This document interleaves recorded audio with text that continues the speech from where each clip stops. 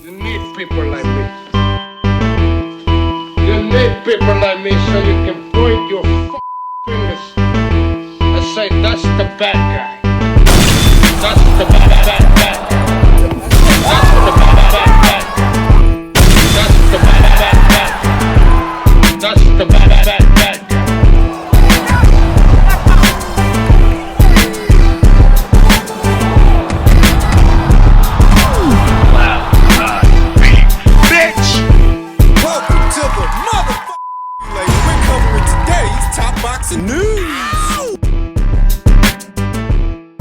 Okay, we'll start with this, fresh out of the Ring IQ mailbag. Friend of the channel, Adnan Aesthetics, asked, "Hey Ring IQ, any chance we get another segment on the most talented rich division in women's boxing and men? It's been a minute since you talked about the top fighters." So we'll do that. Now with the women, you will have often heard me say that the talent pool becomes deeper the lower you go. The higher you go, the thinner it gets. The lower you go, the deeper it becomes. So with the women, it's not really one weight class, not just one, I should say, but a cluster. It's a cluster of weight classes that starts at fly, superfly, and bantam. I would say that the talent pool is deepest anywhere in between there, because a lot of those women go up and down in weight, depending on what the opportunities are. In between Superfly and Bantam, you could find anyone from Natalie Dove, to Nayeli Rodriguez, to Chloe Watson, to Emma Doolin, to Maisie Rose, to Shannon Ryan, to Bree Howling, to Crystal Rosado,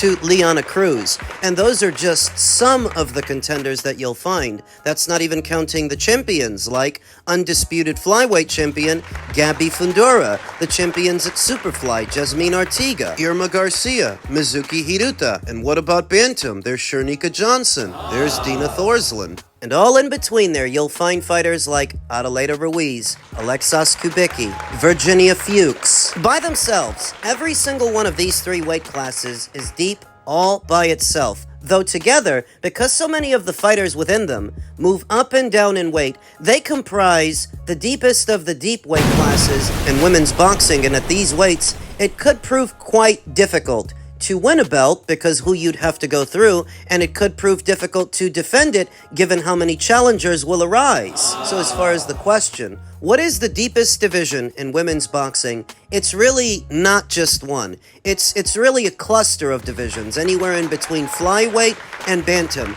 Those are the deepest divisions, in my opinion. When it comes to the men, something very similar applies. Three weight classes almost immediately come to mind: 140, 154, and 168.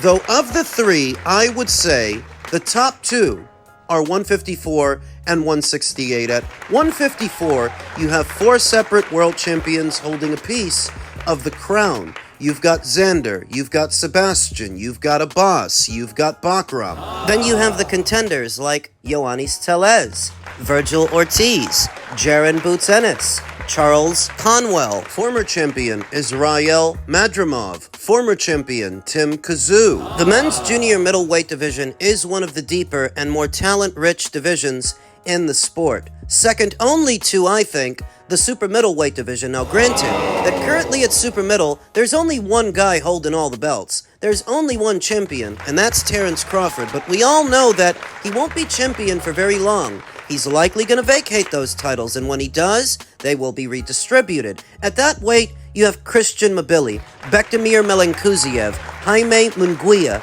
Edgar Berlanga, Caleb Plant, Jermal Charlo, Hamza Shiraz, Lester the Molester Martinez. What about that Cuban kid, Osleys Iglesias? It's a deep division. It's a very, very deep division. Arguably the deepest, if not one of the deepest. Super middleweight is a talent-rich division where you can mix and match any two names and get a good fight every single time. So to recap, the deepest divisions in women's boxing are a cluster of divisions anywhere in between flyweight and bantamweight. And with the men, it's really down to 154 and 168. I would say those are the deepest divisions in men's boxing. You know, the heavyweight division is pretty deep too. Now, speaking of deep, former champion Joseph Parker is in deep shit as he's tested positive for cocaine on the day of the Fabio Wortley fight. A bit hard to believe that Joseph Parker would have been hitting the slopes the night of that fight. But that's the story. Former WBO heavyweight champion Joseph Parker failed a drug test for cocaine on the day of his 11th round stoppage defeat to Fabio Wortley, it's been revealed. The 33-year-old was tested by VADA, and the adverse analytical finding was revealed on Friday morning per a report in The Sun. Two sources close to Team Parker have conveyed their dismay to The Ring and the findings, for which he has an opportunity to leave his B sample tested. In most cases, however, the A and B sample results are identical, and traces of cocaine can be detected in urine for several days after taking the drug, meaning it would have been taken at some stage during fight week. Like I said, that's hard to believe. That Joseph Parker would have been so callous and cavalier with recreational drugs the week of a major fight. I just didn't have him pegged as a guy who likes to treat his nose. I'm still not convinced he does. Parker is said to be currently on holiday, and while eager for redemption after his last defeat, his manager, David Higgins, told The Ring post-fight that there was no expectation on his charge to return for a little while before this development. VADA will now hand over their findings to UKAD and the British Boxing Board of Control, who oversee doping and punish offenders. Although cocaine is a recreational drug and not performance-enhancing, the Kiwi could potentially face a 2-year suspension. A Queensbury promotion statement read, "The Voluntary Anti-Doping Association last night informed all required parties that Joseph Parker returned an adverse finding following an anti-doping test conducted on the 25th October in relation to his bout with Fabio Wortley. While the matter is being investigated further, no additional comment will be made at this time." So Joe Boxer Parker's been hitting the slopes? That's the story, though I don't know if I really believe it. I don't put anything past anyone, but looking at Joseph Parker, his temperament, and the way he carries himself, he just doesn't strike me as the kind of guy to treat his nose, least of all the week of a big fight. Now, I understand that he's often seen palling around with Tyson Fury, who's a raging cokehead. The old saying goes, show me what company you keep, and I'll show you what you are. So you're saying that because Joe hangs around with cokeheads, he's a cokehead? He could be, or it could be. Cross-contamination. Did you drink off of someone? Eat off of someone? While you were in the UK getting ready for that fight with Fabio, did you fuck any prostitutes? And did those prostitutes, do they like to treat their nose? Cross-contamination almost immediately comes to mind, not because I want to defend Joseph Parker, but because he really doesn't strike me as a cokehead. It's not becoming of him, but because of the company he keeps, that opens the door to other possibilities. What if he's being sabotaged? Deliberately frozen out of the UK boxing scene on the premise that he's been treating his nose and he got caught. Why would somebody want to sabotage him? Maybe it's so they don't have to get him fights anymore, so they don't have to deal with him. He's been fighting under the Queensbury Promotions banner, who we all know has a good chunk of the heavyweight division, the good ones. Or at least the ones that people know. So what if somebody over there made it to where Joseph Parker pops hot after the fight? That way, they don't gotta honor the contract, they don't gotta promote his fights anymore, and he can fuck off. Think somebody would do that? I think a lot of people would do a lot of things. I think a lot of things are possible. It's a little hard to believe that Joseph Parker, given how he carries himself, is treating his nose. He just doesn't exhibit any of the signs. But I ain't gonna die on this hill, you know? Ultimately, even if I don't really trust the story is what it is, and there are repercussions, deep ones, because most of the money in heavyweight boxing right now is in the United Kingdom, and if Joseph is now facing a 2-year ban, he's fucked. Not being able to box in the United Kingdom, where most of the big heavyweight money is, would put Joseph in a precarious situation. Fleeing to Saudi Arabia to perhaps box over there would provide no avail either, since it's the BBBOC that oversees the boxing matches in Saudi. Frozen out of the UK, you might also be frozen out of Saudi if this goes sideways. He's got to explain himself. The BBBOC, unlike the commissions in America, dish out lengthy bans to offenders. They don't fuck around. In a situation where Joseph cannot box in the UK and cannot box in Saudi, I think his only alternative would be to return home to Oceania.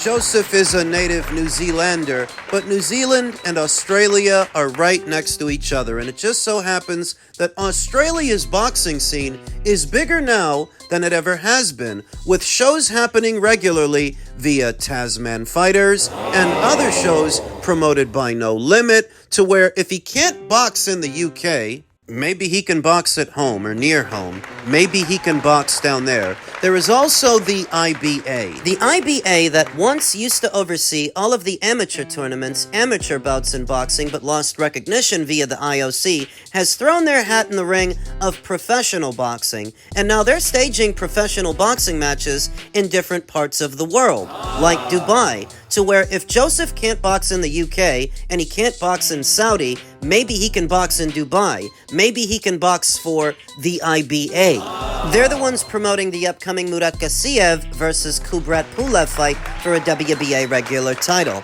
Maybe Joseph can see about fighting for them if he's banned in the United Kingdom.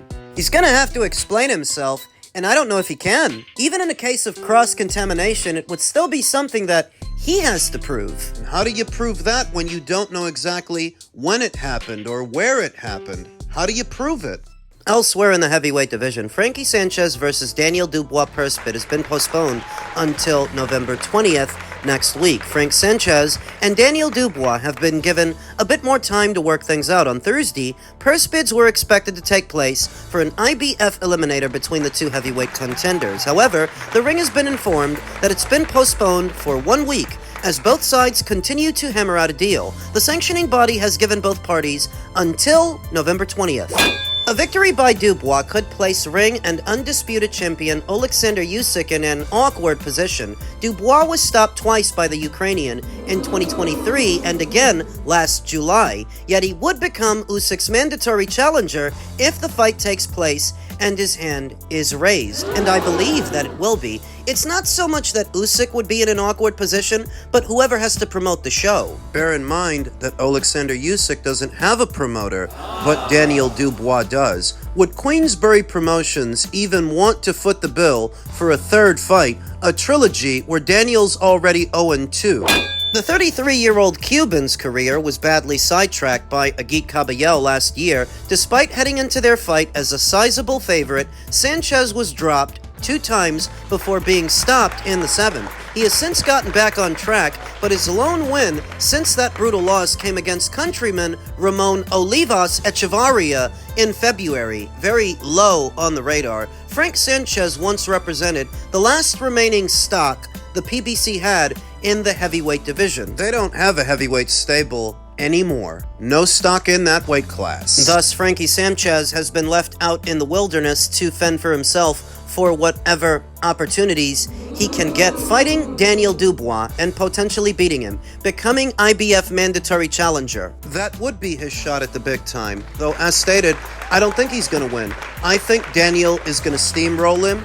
I think Daniel is going to knock him out. The next time we see him, it will be our first look at Tony Sims's version of this fighter. We've seen him with Shane McGuigan. We've seen him with Don Charles. The next time we see him, it'll be with Tony Sims. Daniel's had some ups and he's had some downs, but on the world stage, he's actually a lot more battle-tested than Frankie Sanchez, who fancies himself a long-range fighter and a mover. He fights like a smaller man. Heavyweight version of a pure boxer, which doesn't necessarily bode well in a division where you're always one punch away from being knocked out. There is a legitimate argument that the heavyweight division is the most physical division of all the weight classes. Anybody, almost anybody, can knock anybody else out. That's the way it is. And fighting that way in a land of the giants, trying to be a fence and fiddle fighter, a mover. Yeah. We've watched young Daniel Dubois develop into a man before our very eyes all these years, to where now we know a lot about him,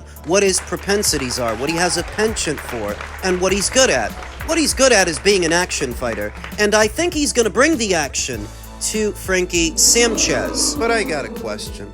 Why would Queensberry put Daniel in a situation where he might have to fight Usyk again? If you become the IBF's mandatory, you're back in the shit. Not necessarily.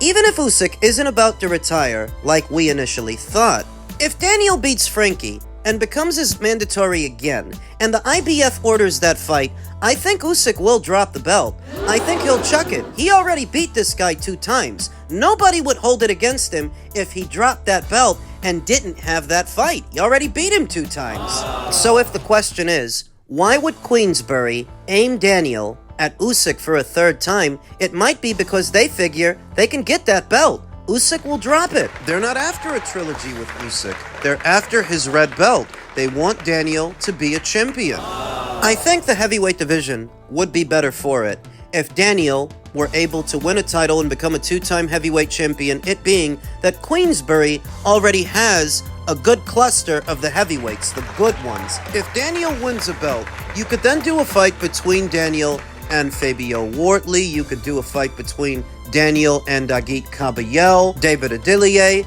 Lawrence Okoli. If Daniel has a belt, they've got the contenders. They can make the fights.